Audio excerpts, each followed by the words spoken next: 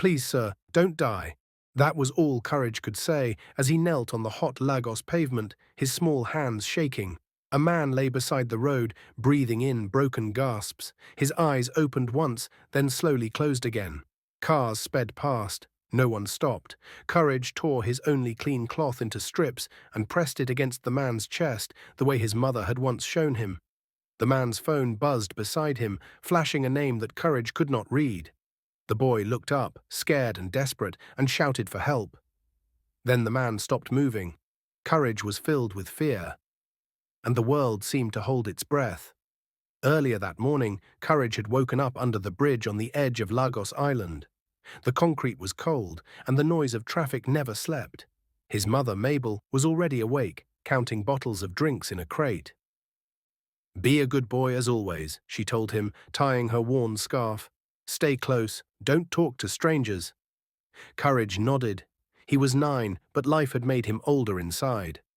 During the day, Mabel hawked bottled water and soft drinks in traffic. Courage followed, helping when he could, holding change and watching cars with shiny windows and clean seats. At night, they returned to the bridge. That was their home. Mabel had not always lived this way. Long ago, she worked as a waitress at Oriental Crest Hotel. She wore neat uniforms then and smiled often. That was where she a billionaire's son, Mr. Damilola Grant, who happens to be the hotel owner. He was kind at first. He listened when she spoke. Soon their talks became secret affairs. But when Mr. Grant traveled out of the country, his powerful mother found out about his cordial relationship with Mabel. Within days, Mabel was fired. No warning, no explanation. Months later, Mabel discovered she was pregnant. When her parents heard the truth, they shut their door against her. She left with nothing but a bag of clothes and a child growing inside her. She never told Courage who his father was. She only told him to be strong. That afternoon, Courage went to buy bread with the little money they had made. As he walked along the roadside, he saw something unusual. A black luxury car stood at an odd angle. Its door was open. A man lay on the ground. People walked past. Some stared. Some whispered. No one stopped.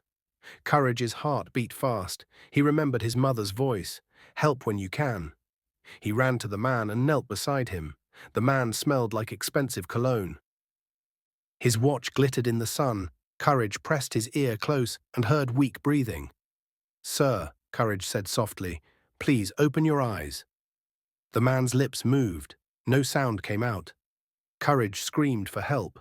Then, in the distance, Courage heard shouting. Tires screeched. People began to run in the opposite direction. Someone yelled, "Robbers!" Courage looked down at the dying man and realized they were both trapped on the road. Courage's heart pounded as people ran past him. "Move, they are coming," someone shouted. But Courage did not move. He looked at the man on the ground. The man's chest rose slowly, then stopped for a second too long. Courage slapped his own thigh, forcing himself to think. "Sir," he whispered again, bending close, "please, my mum said people must not give up." The man's eyelids fluttered, just a little. That was enough. Courage grabbed the man's arm and pulled with all his strength. The man was heavy, far heavier than Courage expected. The boy's feet scraped the ground, his hands burned, but he dragged the man inch by inch toward the roadside gutter. A loud bang echoed in the distance. Courage flinched. More shouting followed. Panic spread like fire. Still, he pulled. At last they reached a narrow space beside a parked truck. Courage crouched low, shielding the man's body with his own small frame. His knees trembled, but he refused to let go. The man groaned. "Sir," Courage said, his voice cracking, "you're alive. Please stay with me." The man's eyes opened again. This time he looked straight at Courage. For a brief second, confusion crossed his face, then pain, then something else, recognition he could not explain. "My phone," the man whispered weakly. Courage picked it up. The screen was cracked, but it still worked. Names and numbers filled the screen. Courage could not read most of them. "Who should I call, sir?" he asked. The man tried to speak, but his voice failed. His hand tightened weakly around Courage's wrist, then fell. Courage swallowed hard. He pressed the green button and called the last number on the screen. It rang. Once, twice. A woman answered, her voice sharp and urgent. Mr. Grant, where are you? Courage froze. Ma, he said carefully, sir is on the ground. He is hurt. Silence, then a breath. Who are you? My name is Courage, he replied. Please hurry, he is not well. The call ended. Moments later, the man's breathing became shallow again. Courage pressed the cloth tighter against his chest. His hands were shaking now. Please don't sleep, Courage begged. My mother says sleeping can be dangerous. The man's lips moved. Your name? Courage. A faint smile touched the man's face. Strong name, he whispered. Sirens wailed in the distance. Relief flooded Courage's chest until he saw armed men running toward the road. Their eyes were wild, their voices were angry. One of them pointed. There, under the truck. Courage looked down at the man, then back up at the approaching danger. He spread his arms wide over the man's body and stood his ground. Boy, move away. The shout cut through the air like a blade. Courage did not move. He stood in front of the man, his legs shaking so badly he thought he might fall. The armed men were close now. One of them raised his hand, anger burning in his eyes. Before anything could happen, loud horns blasted from the other side of the road. A police van skidded to a stop. Officers jumped out, shouting orders. Down! Everybody down! The armed men cursed and scattered in different directions. Within seconds, the road turned into chaos, shouting, running, fear everywhere. Courage dropped to his knees beside the man, covering his head. A policeman rushed over and froze. There's a wounded man here, he shouted. More officers came. An ambulance followed closely behind, its siren loud and sharp. Two medics jumped out and knelt beside the man. Courage moved back slowly, his hands raised, his heart still racing. Good job, young man, one medic said without looking up. You saved him. Saved him. The words felt too big for Courage's chest. The man was lifted onto a stretcher. As they raised him, his hand slipped off and brushed Courage's fingers. The man's eyes opened once more. Courage, thank you, he whispered. Then he was gone. The ambulance doors slammed shut and sped away. The road slowly returned to normal. People whispered. Some stared at Courage like he was a strange thing they did not understand. A policeman crouched in front of him. Where is your parent? Courage pointed under the bridge. My mum sells drinks. The officer nodded and made a call. That evening, Mabel was frantic. She ran toward Courage when she saw him, pulling him into her arms so tight he could barely breathe. Why didn't you come to our resting place early? She cried. I searched everywhere. I helped a man, Courage said softly. Mabel stiffened. What man? Courage explained in simple words. The car, the phone call, the ambulance. As he spoke, Mabel's face lost all color. What did he say his name was? She asked quietly. Courage shook his head. I don't know, but the woman on the phone called him Mr. Grant. Mabel staggered back as if someone had pushed her. No, she whispered. No, no, no. That night she did not sleep. Neither did Courage. Across Lagos, in a private hospital with white walls and guarded doors, Mr. Damilola Grant lay unconscious. Machines beeped steadily beside him. Doctors spoke in low voices. Outside the room, his mother paced the floor, her face tight with fear. Lawyers, assistants, and security filled the hallway. A nurse approached her. Madam, she said, a boy saved your son's life today. His mother stopped walking. A boy? Yes, a child. Something dark crossed her face. Back under the bridge, Courage slept with his head on his mother's lap.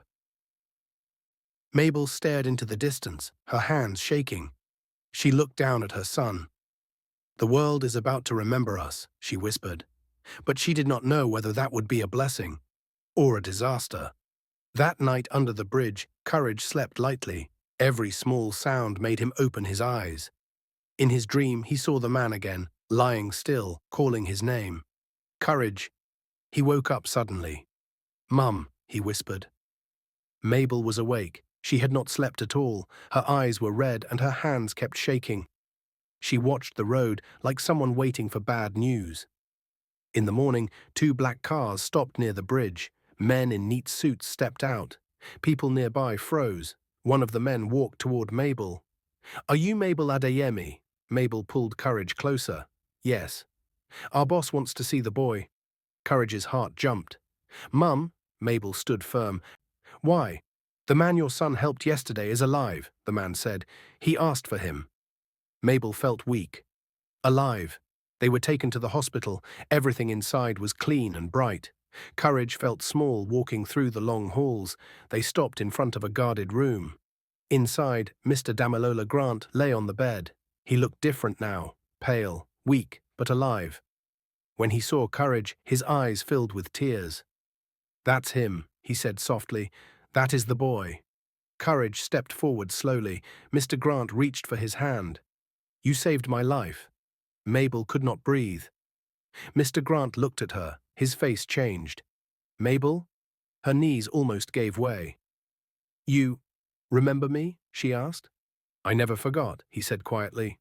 The room fell silent, and then Mr. Grant asked the question that shook everything. "Who is this child?" Mabel cried. "He is your son." Damilola was in total shock. Mabel cried for the job she lost. She cried for the nights under the bridge. She cried for the child she raised alone. "You left," she said through tears. "Your mother ruined my life. I had no strength left. I later discovered I was pregnant for you." Mr. Grant closed his eyes.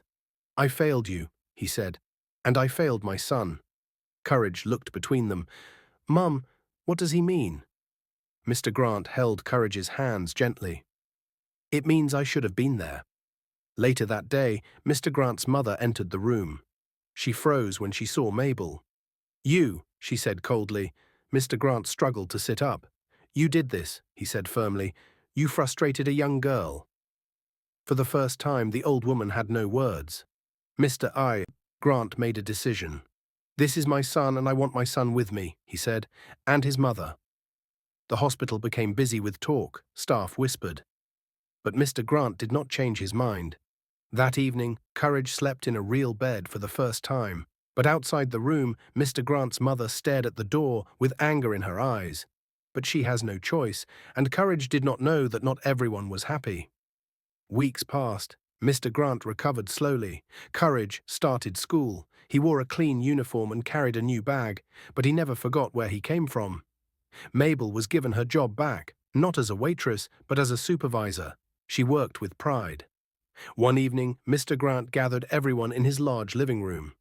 "I have something to say," he announced. He turned to Courage. "You taught me something important. A child with nothing gave me life." Then he faced his mother. "You will no longer control my choices," he said calmly. Silence filled the room. Mr. Grant knelt in front of Courage. "I am proud to be your father." Courage smiled, a full, bright smile. Later, Mr. Grant started a foundation for homeless children in Lagos. He named it the Courageous Project. On opening day, Courage stood beside his parents. Cameras flashed. But Courage only looked at his mother and said, "Mum, we don't sleep under the bridge anymore." Mabel hugged him tightly. "No," she said, "we don't, because your act of kindness has opened a doors of blessings for us." The billionaire Damilola started making preparations to see Mabel's parents for her hand in marriage, because he has seen her as a responsible lady who did not use her frustration to go into prostitution or quick rich schemes. Always stay responsible, and remember, kindness can change a life, no matter how small the helper is. A good heart is more powerful than money. Never ignore someone in pain. You may be saving your own future. Thanks for watching. What is your view about this story? Where are you watching from? Do well to let us know in the comments below, and don't forget to like, share, and subscribe while you stick with Tales by Special for more interesting stories. Stay blessed.